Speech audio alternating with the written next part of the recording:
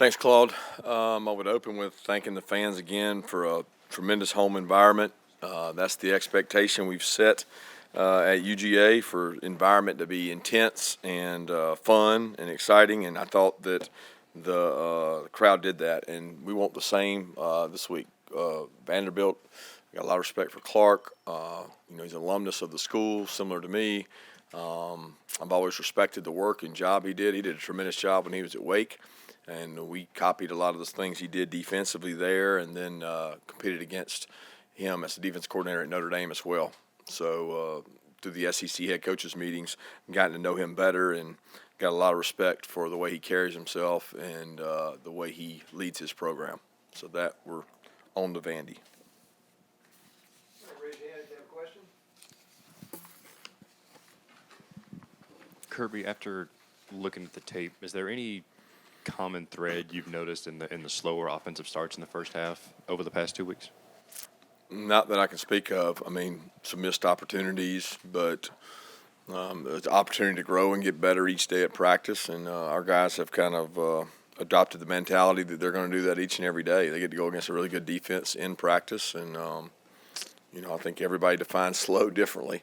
So I don't let our guys fall vulnerable to maybe what you think slow and what we think slow. I think that's a definition for each party. I think when you play in the SEC, you play against really good quality defenses, and usually at the start of the game, they're at their best. Yeah, Coach, you kind of did sneaky, almost 100 yards from Branson Robinson. Obviously, he's a guy that creates a lot of buzz. It's Nick Chubb 2.0 and Baby Chubb and that kind of stuff. Can you talk a little bit about how he's developing and why he was able to do what he was able to do this past Saturday? He was able to do it because of opportunity, and he was able to do it because of a really good game plan in the run game and our offensive line moving their defensive line. But he was given the opportunity to do it, and he seized that opportunity. He created that opportunity for himself through his work habits, how hard he's worked since arriving. But it's not like he hadn't been talented the whole time he's here. He's earned the opportunity through the work he's done, and you gain confidence through what you do in practice. And I think he continues to grow, have attention to detail in terms of pickups on checks and protection and protecting the ball and making good run reads. And he's done a lot of those things. And we certainly felt strongly enough about him and the job he's done in practice to get him some in-game carries. As a follow-up on Branson, I know you don't really do comparisons, but going back to when you were running backs coach here in 2005, it seems he's more of a Thomas Brown type back than Chubb. Can you kind of, give me any indication on that? No, not really, because I don't think it's fair. Like, I'll let you guys do all the comparing. I'm happy with who Branson is. Like, Branson's his own person. I think everybody tries to give somebody a style of running back, but I don't know that you've got a body of work large enough to know. We probably do because we get to see him each and every day, but I don't think giving him comparisons is fair to him or the others. And I think he's going to be a really good football player. He has great burst and acceleration, and he has great toughness. Kirby, I know you guys meet with the broadcast crew before the game. I noticed then when getting to watch the game again that they mentioned something about Stetson and a shoulder issue. I wanted to see if what he's dealing with there, how limiting that is for him, for you guys, week of practice, game plan. Is there anything going on there? No, Stetson's been good. He was dinged up after the Missouri game in terms of he took some shots in that game. I think he got knocked down a couple times. His shoulder was bothering him, but it hadn't been a large limitation. I mean, he hadn't missed practice time and things. So he's been good in regards to that. Kirby, what does Stetson's running ability bring to your offense that maybe some of your other starting quarterbacks didn't have, and beyond just the long touchdown the other day? He brings the ability to make defenses play him honest. You can't play a guy that can take off running a certain way, and if you do, he'll expose you. So he gives you the ability when people man-match, play split safety coverages. He can do things with his feet. Third down, he becomes a weapon. Boot and nakeds, read plays where you can read the backer and read the flow, and you're actually defending one extra person And we know that defensively from some of the quarterbacks we've had to face, the nightmare that can create. So we got to do a good job of utilizing that skill set while also keeping him safe. Kirby, I don't remember, maybe this is true, but 35 minutes of time of possession a game. What's the evolution of that been for this team? How has this offense, why has that worked for this offense? I think every year it's different. Some of your time of possession is how many 3 and outs you have on defense. So, you got to look at it both ways. There's been years here where we've been really good defensively and we got the ball back fast for the offense. There's been years that we ran the ball more successfully, and that eats more clock. Time of possession is a very misleading stat if you look at it long and hard. But it's something we pride ourselves on, and finishing the first half, starting the second half fast, trying to be elite at doing those things. But it's not a stat that we overanalyze. We don't sit and talk about did we hold the ball long enough. We talk a lot more about plays. Did we get enough, the number of plays we got offensively, and then defensively, how many snaps have we played? I would much rather have disparity there than in time of possession. Just injury updates on Jalen Carter, Kendall Milton, and Shmael Munden after, obviously Kendall leaves the game with a groin injury, and then Shmael and Jalen don't play on Saturday. Yeah, don't know. I'll have to wait and see. I hadn't seen him yet, So Jalen, obviously, we won't find out. He's every day he's getting better. He's rehabbing. He's doing more. I'll see more today. Smile was close to being able to go in the game. Didn't practice a lot last week. Hopeful to get him back this week, and the same with Kendall. Coach, as far as their play as far as the point of attack play goes, as far as your defensive line is concerned, how did you think those guys did this past week, especially some of the younger players? Some good, some bad. And guess what? It's the exact same as every game. So you want to measure everything by stats, but there's times we got cut out of our gap. There's times we got knocked off the ball. There's times we got bumped. Times we got beat, in the secondary, and times we did it right. Probably didn't have exactly the quarterback and the receivers to expose that sometimes when we didn't do it right. But I'm proud of the development those guys have had. They keep getting better, and we've got to get more guys on defense that can play winning football, and that's going to be the key down the stretch as we play these games coming up, including Vandy. You got to have more guys that can play with stamina. The more snaps you have to play.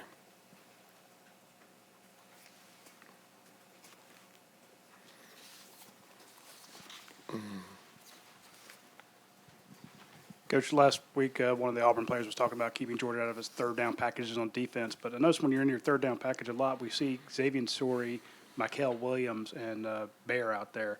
There's some young guys on your money down. Can you talk a little bit about the faith you have in putting those 3 guys out there? Yeah, they've earned the right to be out there. They're extremely good athletes. They have quickness, explosive. Might not have the strength in terms of the core weight room. I mean, Bear's coming off of shoulder surgery. Michael's a freshman that went through spring, and then Soria's a guy that came in and had not played a lot of football in high school because of injuries. So they all 3 have really good traits. I think one of the best things we do here at Georgia is take a freshman and say, what does he do really well? How do we utilize that in year 1? And you go back to the year that we had N'Kobe on third down, Trevon was on third down, Tyreek Stevenson was on third down. We had these players that were playing as freshmen on third down because they could go out and execute at a premium. Some of those guys that you're talking about are playing out of necessity. We had other guys that might be in front of them, some whether it be Smile or Jalen, that get dinged up. Those guys got to get ready to go play. So been pleased with what they've done, but we got to execute a little better with each one of them included. Kirby mentioned the opener kind of creating this monster of an impression people have of you and kind of expectations that every game would be like that. Is the games being closer, the last 3 games, a reflection maybe of opponents adjusting a little bit to you guys, or are there other factors, or is it just that, you don't have to necessarily blow out teams 49-3 every game? Well, the factors truly are limitless when you factor in millions of things that come to impact a game, whether it's what they're doing, what we're doing, headspace, the location, time of day, the temperature. I mean, you could factor a million things into that. At the end of the day, you want to execute at a high level, and sometimes the person on the line across from you does a good job at the point of attack and stops that. And you got to find other ways to attack them where you can win at. And in some cases, it has nothing to do with the opponent and has everything to do with us and just executing better. But that's not anything to do with our offense or how we started on Oregon or how we did on defense. It's just, to be honest with you, having 11 guys on the same page, executing better more consistently. And I think if we get that across the board, you'll always have good results.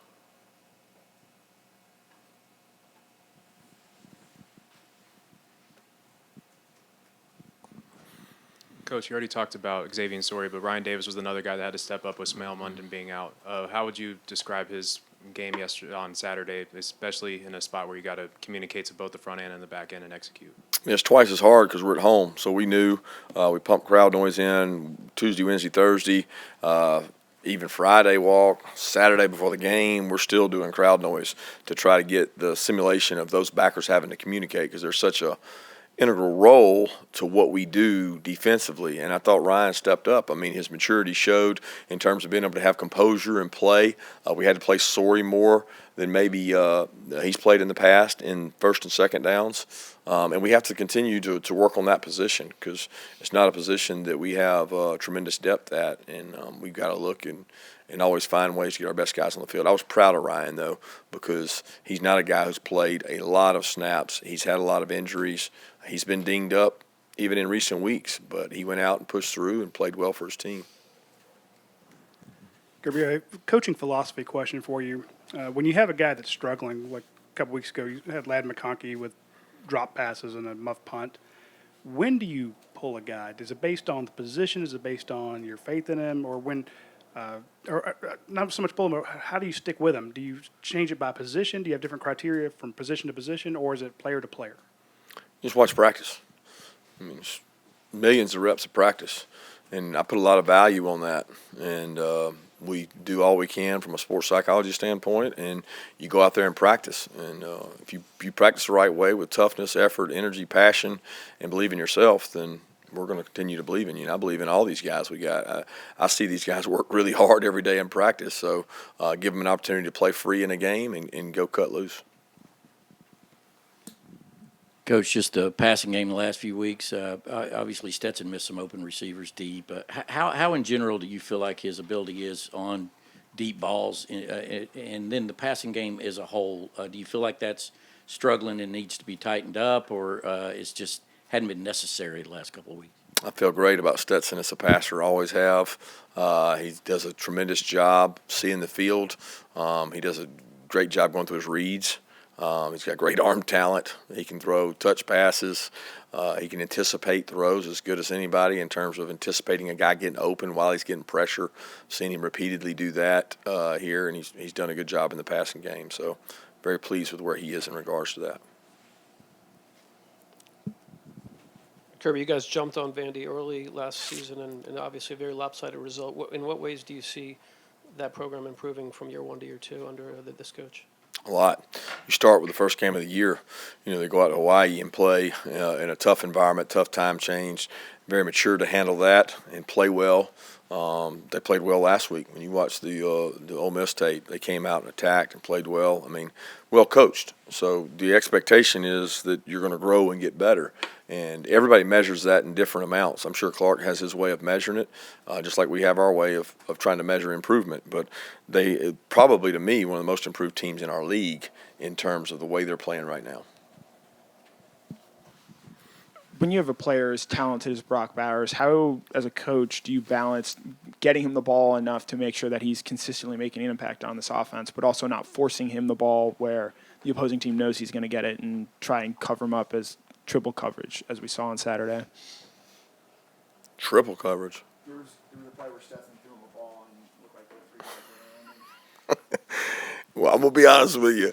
I love you media guys, but if you think somebody's triple covering somebody, please send me video of that so I can see it, because that means we got somebody else wide open, okay? Now, he might have thrown it in the vicinity of somebody and they broke on it, but there is no football player known to man that is going to draw triple coverage. Okay, that's just not going to happen because there's too many good players around them, especially at the level we're at. But it's hard to answer that question because I don't even think I've ever heard it. But I don't think we can force the ball to Brock. We have to have touches for Brock. And if you go back and chart our games, there's when he touches the ball, usually good things happen. Also, what Brock does a really good job of is when he doesn't get the ball, go look at Kenny McIntosh's run. Go look at the frog play where we ran Darnell and Brock out on the perimeter for Kenny to set up a score. There's a lot of weapons that Brock does. And because Brock and Darnell are both really good point of attack blockers, it makes them really good in the play action as well. Coach, you talked about picking up some things from Coach Lee in the past. Are there any kind of example which you can give about, maybe not giving away too many specifics, about kind of some of the things you have learned from him? Well, really more studying scheme. They did a tremendous job at Notre Dame, if you remember. Played Notre Dame those years, and his defenses had elite tackling, really physical, disguised things really well, and he was the architect of that. And those are things that we copied in the off seasons.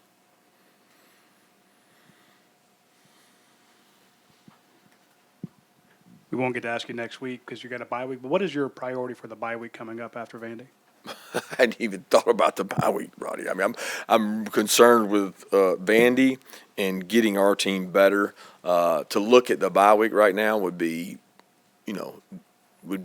dishonorable to Vandy. I mean, let's be honest. This is a good football team. I just told y'all they're one of the most improved football teams, and we respect and value that in our organization, how their kids will play and how they played last weekend.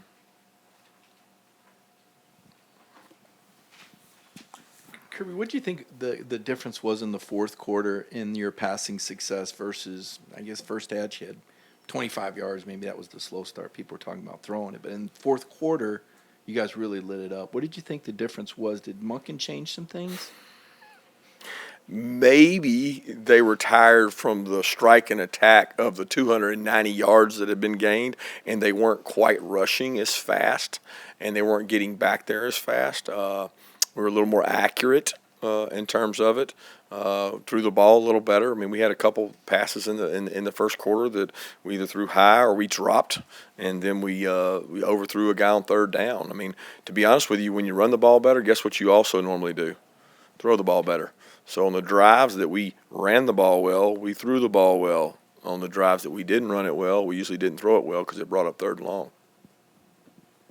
Coach, I wanted to ask you about the star position. First, Javon Bullard, his first game back. How pleased were you with his approach and his attitude before the game? And then Tyke Smith, the thing that you mentioned before is mainly his health and his confidence, isn't he? Where do you think he is in terms of that point? Both those guys continue to get better. We're going to need both of them throughout the year. We had a role for both of them in the last game.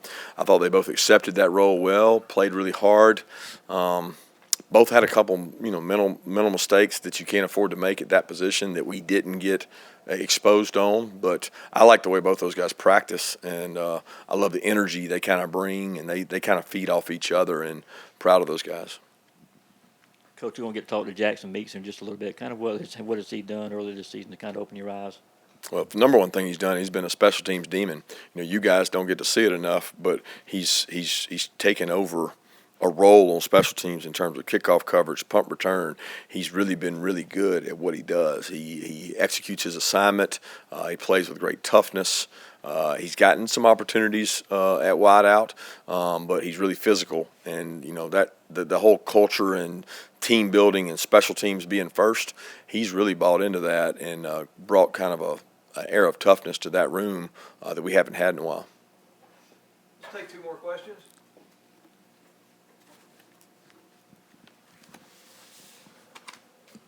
Kind of on that front, I noticed a real good block by Denala and Morissette to spring Branson on one of those runs. How's your him and the other young wideouts coming? Doing well. Denalen has gotten better with each week. He was thrown into a little more action a couple weeks ago.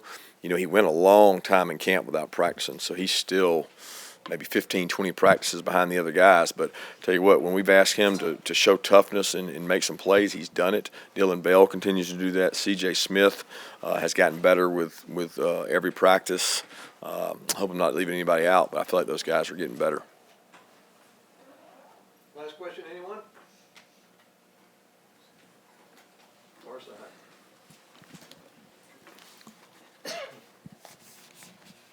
Kirby, looks like Brett Thorson has a pretty good ability to kind of pin him inside the 20.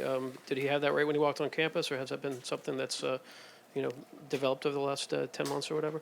Well, I wasn't with him when he was in Australia. I can promise you that. So I don't know how he kicked it there, other than the videos they sent.